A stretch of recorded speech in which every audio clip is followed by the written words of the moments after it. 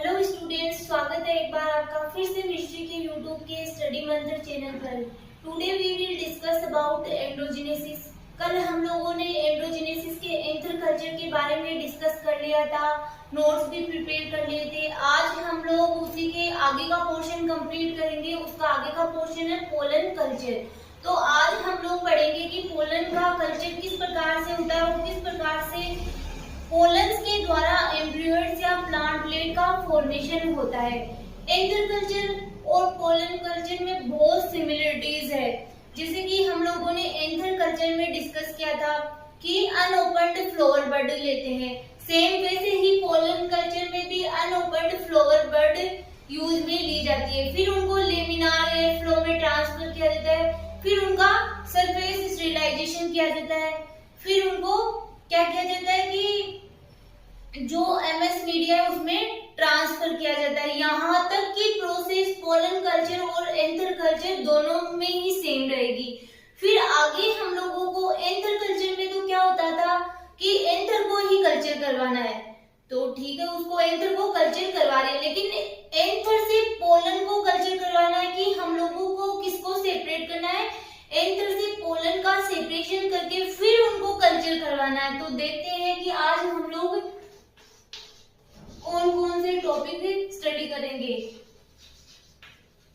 Pollen culture में हम लोग इसका मेथड नोट डाउन करेंगे, फिर हम लोग पढ़ेंगे इसको डायग्राम के रूप में, फिर हम लोग एंथर और पोलन दोनों का एक साथ डायग्राम बनाएंगे। क्योंकि जब आपके एग्जाम में क्या होता है, कई बार एंड्रोजेनेसिस पूछ लिया जाता है, तो एंड्रोजेनेसिस में एंथर कल्चर और पोलन कल्चर का सेपरेट डायग्राम बनाने जितना टाइम नहीं रहता है, तो इनको हम लोग साथ में ही स्टडी कर लेंगे एक डायग्राम के साथ में। कि आपके अगर एंड्रोजेनेसिस आ जाए तो आपको क्या करना है, थोड़ा बहुत एंथर कल्चर में लिखना है और थोड़ा पोलन कल्चर में लिखना है, दोनों के मेथड में कुछ ना कुछ लिखना है, ठीक है। फिर आपको क्या करना है कि जो लास्ट में आप लोग डायग्राम बनाओगे वो सेपरेट न बना के दोनों का एक साथ में ही आपको डायग्राम बना देना है, वो मैं आपको नोट डाउन करवाऊंगी। तो आज हम लोग बात करते हैं पोलन कल्चर का क्या मेथड होता है। कि स्टूडेंट्स हम लोगों ने एंथर कल्चर में पढ़ लिया था कि अनओपन्ड फ्लावर बड से क्या किया जाता है, एंथर कल्चर किया जाता है। उसी प्रकार हम लोगों ने ये अनओपन्ड फ्लावर बड ले ली। फिर इसको मतलब डायरेक्टली हम लोग बात कर लेते हैं कि किस पर कहां से स्टार्ट होता है पोलन कल्चर। कि हम लोगों को ये क्या मिल गए, एंथर इस फ्लावर को स्प्लिट किया तो फ्लावर के मतलब एंथर के साथ में फिलामेंट लगे हुए थे, उनको सेपरेट किया। वो सारी प्रोसेस हम लोगों ने पढ़ लिया, उसके आगे स्टडी कर रहे हैं हम लोग क्या करते हैं कि एंथर लेते हैं, फिर इनको क्या करते हैं, किसी ग्लास रोड से क्या करते हैं, इनको प्रेस करते हैं किसी ग्लास रोड से। तो हमें क्या प्राप्त हो जाते हैं, पोलन प्राप्त हो जाते हैं। कि इसको प्रेस करेंगे तो पोलन सेपरेट हो जाएंगे और एंथर के डेब्रिड्स अलग रह जाएंगे। तो हम लोग क्या करेंगे, फिर इनको पोलन को फिल्टर कर लेंगे छलनी से, ठीक है। ये पोलन फिल्टर हो गए। तो जो हमें फिल्टर पोलन प्राप्त हुए इन्हें फिल्ट्रेट पोलन कहा जाता है। फिर क्या किया जाता है, इन पोलन्स को सेंट्रीफ्यूगेशन किया जाता है। सेंट्रीफ्यूगेशन करेंगे तो क्या होता है सेंट्रीफ्यूगेशन में, कि सेंट्रीफ्यूगेशन एक मशीन होती है जिसमें कि अलग अलग डेंसिटी, अलग अलग साइज के मटेरियल अलग अलग हो जाते हैं। इसमें एक रोटेटर लगा हुआ रहता है जो कि हाई स्पीड से घूमता है, जैसे कि कोई भी मटेरियल है, जैसे कि मान लो हमारे पास एक ट्यूब है, इसमें अलग अलग डेंसिटी, अलग अलग साइज के बहुत सारे मिक्सचर है। इन मिक्सचर को सेपरेट करने के लिए सेंट्रीफ्यूगेशन मेथड काम में लिया जाता है। जब हम लोग इसको सेंट्रीफ्यूगेशन करेंगे तो क्या होगा, सेंट्रीफ्यूगेशन के बाद में ये होगा कि एक साइज या डेंसिटी के एक ऊपर हो जाएंगे, फिर जिसकी डेंसिटी कम है वो नीचे हो जाएंगे। इस प्रकार से मतलब वो अपने आप ही सेट हो जाएंगे सेंट्रीफ्यूगेशन मेथड के माध्यम से। फिर हम लोग देखते हैं कि सेंट्रीफ्यूगेशन होने के बाद में क्या होता है कि हमें क्या मिल जाती है, प्योर पोलन पेलेट मिल जाते हैं। तो हम लोग क्या करते हैं, इनको कल्चर करवाते हैं। इनको प्योर पोलन पेलेट मिले हमें, हम लोग क्या करते हैं, इनको कल्चर करवा लेते हैं। जब हम इनको कल्चर करवाते हैं तो इनमें हमें क्या दिखाई देने लगते हैं, एम्ब्रियोइड्स दिखाई देने लगते हैं। एम्ब्रियोइड्स के बाद में हमें क्या मिलता है, हैप्लॉइड प्लांटलेट प्राप्त होते हैं। इस मेथड को ही हम लोग नोट डाउन करेंगे। ठीक है, जो मैंने आपको बताया है वो ही हम लोग विथ नोट्स के साथ में स्टडी।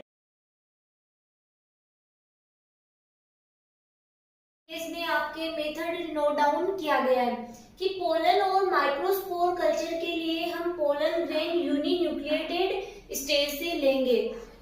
कि पोलन और माइक्रोस्पोर कल्चर के लिए पोलन ग्रेन को हम कौन सी स्टेज है, यूनिन्यूक्लिएटेड स्टेज से ही लेंगे। फिर आपके लिखा हुआ है कि the microspore develop into haploid embryoids. जो माइक्रोस्पोर है वो कल्चर में क्या हो जाते हैं, हैप्लॉइड एम्ब्रियोइड में डेवलप हो जाते हैं या फिर केलस टिश्यू में डेवलप हो जाते हैं, जो कि हम लोगों ने पढ़ा था कि डायरेक्ट एंडोजेनेसिस और इनडायरेक्ट एंडोजेनेसिस। अगर डायरेक्ट एंडोजेनेसिस होगा तो हैप्लॉइड एम्ब्रियोइड में डेवलप होगा और इनडायरेक्ट होगा तो पहले केलस टिश्यू का फॉर्मेशन होगा। That give rise to haploid plantlets by embryogenesis और ऑर्गेनोजेनेसिस। उनके द्वारा क्या होगा, प्लांटलेट का फॉर्मेशन होगा, हैप्लॉइड प्लांटलेट का फॉर्मेशन होगा। और कौन सी प्रोसेस, एम्ब्रियोजेनेसिस और ऑर्गेनोजेनेसिस की प्रोसेस के थ्रू होगा ये। फिर मेथड, हम लोगों ने जब एंथर कल्चर पढ़ा था तो उस टाइम भी ये कुछ यहाँ तक हम लोग जो एंथर कल्चर होता है और पोलन कल्चर होता है उनमें सेम ही चलता है। फिर उसके बाद में पोलन को सेपरेट किया जाता है एंथर से, तो उसके बाद की जो मैकेनिज्म होती है वो अलग होती है, बाकी यहाँ तक सेम ही रहता है कि कलेक्ट द फ्लावर बड्स। तो जो अनओपन्ड फ्लावर बड है उनको कलेक्ट करते हैं। फिर select the flower bud of 17 to 22 mm in length of the sepals equals that of the petals। Same anther culture की तरह से कि फ्लावर बड कलेक्ट करते हैं, कैसी होती है वो अनओपन्ड फ्लावर बड होती है और उनकी लेंथ ये होती है, और फिर इनकी जो सेपल्स होती है वो पेटल्स के इक्वल होनी चाहिए। फिर reject all flower bud which are beginning to open. उन सब फ्लावर बड को रिजेक्ट कर दिया जाता है जो कि कैसी होती है, स्टार्टिंग में ही ओपन होती है। फिर transfer the selected flower buds under the laminar air flow chamber. जो हम लोगों ने एंथर कल्चर में पढ़ा था सेम वो ही मेथड है कि फिर जो हम लोगों ने सेलेक्ट कर ली अनओपन्ड फ्लावर बड उनको लेमिनार एयर फ्लो में ट्रांसफर कर देते हैं। फिर इन फ्लावर बड को क्या करते हैं, सरफेस स्टेरिलाइज करते हैं। सेम वो ही मेथड है सरफेस स्टेरिलाइजेशन के लिए। इसमें भी वो ही लिखना है कि 70% इथेनॉल और इमीडिएटली किसमें ट्रांसफर करना है, 10 मिनट के लिए सोडियम हाइपोक्लोराइड के लिए में ट्रांसफर करना है। तो वो मैंने यहाँ पे लिखा नहीं है, इतना ही लिखा है कि सरफेस स्टेरिलाइज करते हैं क्लोज्ड बड को। फिर स्टेरिलाइजेशन के बाद एंथर से फिलामेंट को सावधानी पूर्वक रिमूव कर लेते हैं। हम लोगों को किसके मतलब क्या चाहिए, हम लोगों को पोलन चाहिए, तो पोलन के लिए क्या करेंगे, हम लोगों को एंथर से पहले फिलामेंट को रिमूव कर लेते हैं। फिर about 50 anthers are placed in small sterile beaker. जब हम अभी इसको डायग्रामेटिक रूप से देखेंगे तब आपको समझ में आ जाएगा कि 50 एंथर्स उनको एक बीकर में ट्रांसफर किया, फिर उसके अंदर क्या होता है 20 ml of liquid basal medium होता है, ठीक है, वो MS और व्हाइट मीडिया होता है। फिर क्या करते हैं कि जो हम लोगों ने एंथर लिए हैं 50 उनको ग्लास पिस्टन से प्रेस करेंगे, मतलब एक जो रॉड होती है उससे प्रेस करेंगे ताकि पोलन एंथर से जो पोलन एंथर में प्रेजेंट हो वो क्या हो जाएंगे, रिमूव हो जाएंगे या सेपरेट हो जाएंगे। कि जो एंथर में पोलन प्रेजेंट है उनको हम लोगों को कल्चर करवाना है, तो उसके लिए हम लोग क्या करते हैं, पहले एंथर को प्रेस करते हैं इस ग्लास पिस्टन की सहायता से, जिससे कि वो एंथर से रिमूव हो जाएंगे। अब हम पोलन को फिल्टर कर लेंगे ताकि एंथर के मटेरियल एंड पार्टिकल निकल जाए। अब हम क्या करेंगे, जो पोलन मिले हम लोगों को प्रेस करने से उनको फिल्टर कर लेंगे और एंथर के मटेरियल और पार्टिकल होते हैं उनको रिमूव कर देंगे और हमें प्योर पोलन मिल जाए एंड पोलन की कल्चरिंग कर सके। आगे हम लोग देखते हैं कि पोलन की कल्चरिंग किस प्रकार से करते हैं।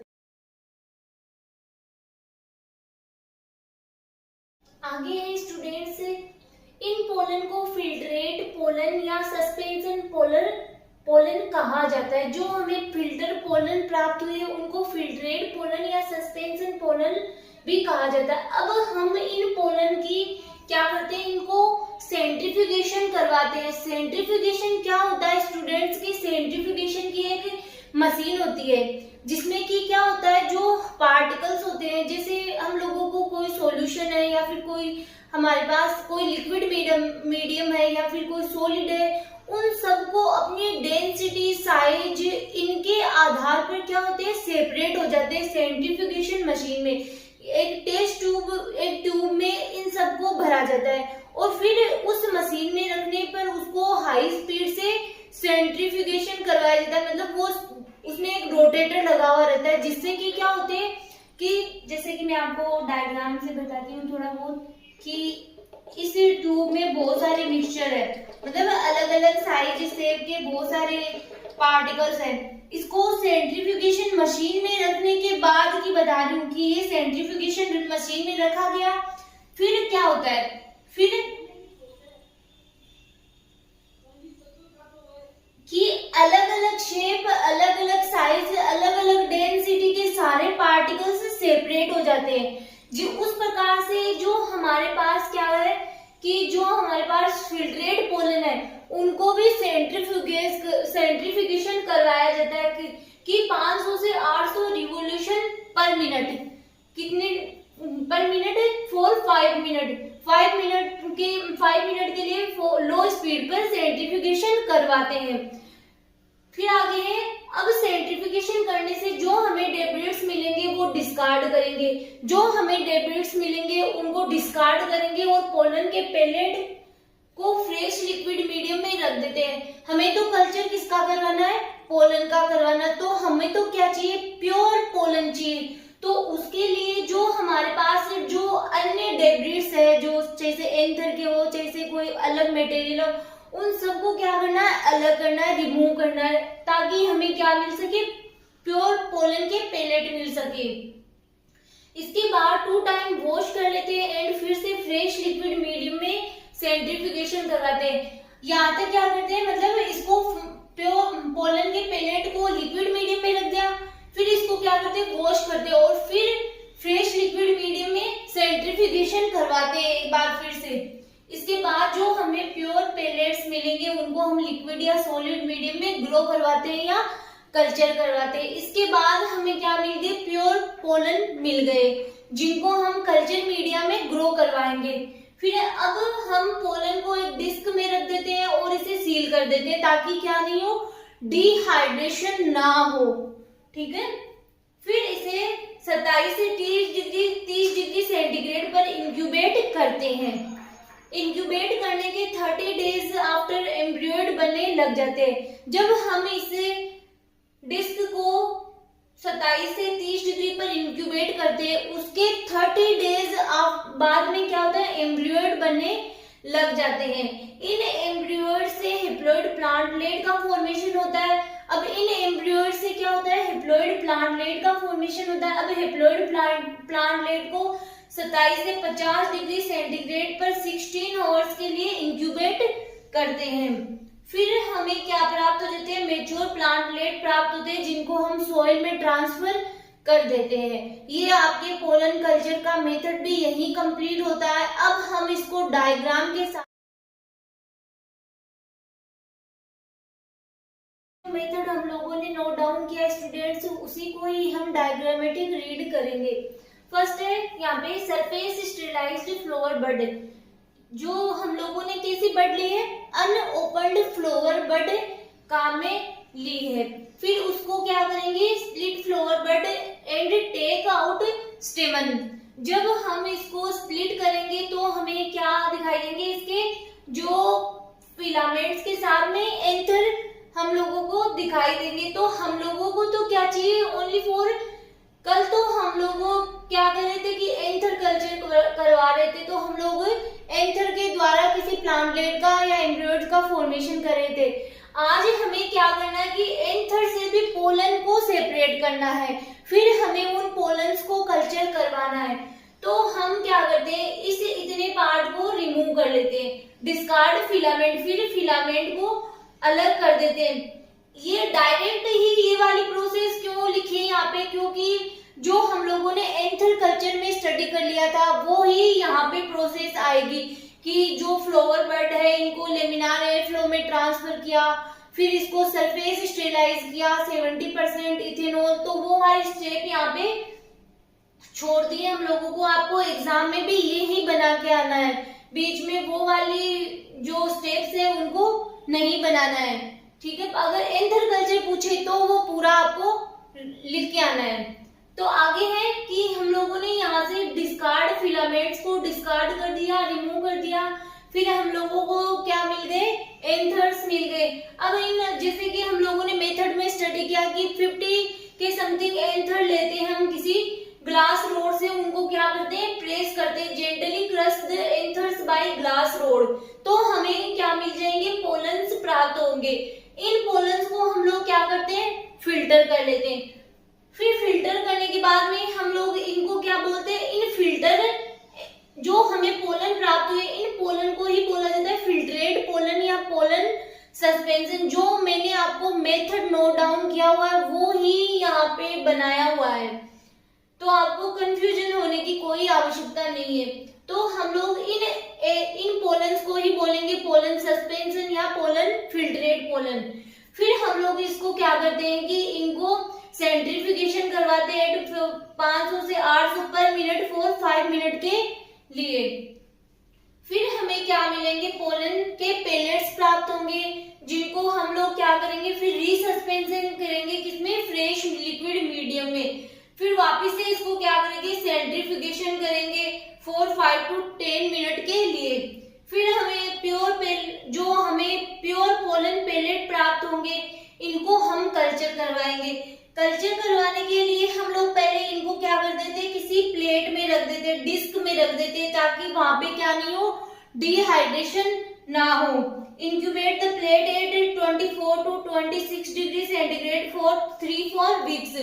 तो हम लोग क्या देखते हैं, इसमें एम्ब्रियोइड्स के फॉर्मेशन होने लग जाते हैं, ग्लोबुलर, हार्ट शेप, ये सब डिफरेंट स्टेज के एम्ब्रियो बनने लग जाते हैं। फिर हमें क्या प्राप्त होता है, प्लांटलेट प्राप्त होता है, जो कि किसका होता है, हेप्लॉइड प्लांटलेट्स प्राप्त होते हैं। तो ये आपके पोलन कल्चर भी कंप्लीट होता है कि एंड्रोजेनेसिस का जो टॉपिक है आपके वो भी कंप्लीट हो चुका है, तो आप इजीली पढ़ सकते हो। आई होप आपको समझ में भी आया होगा कि एंथर कल्चर और पोलन कल्चर किस प्रकार से किया जाता है, क्या इसका मेथड होता है। हम लोग एंथर और पोलन कल्चर को साथ में स्टडी करना चाहिए। तो ये डायग्राम देख सकते हैं, अगर आपके एंड्रोजेनेसिस का क्वेश्चन आ जाए तो आपको पोलन और एंथर कल्चर दोनों ही लिखना पड़ेगा।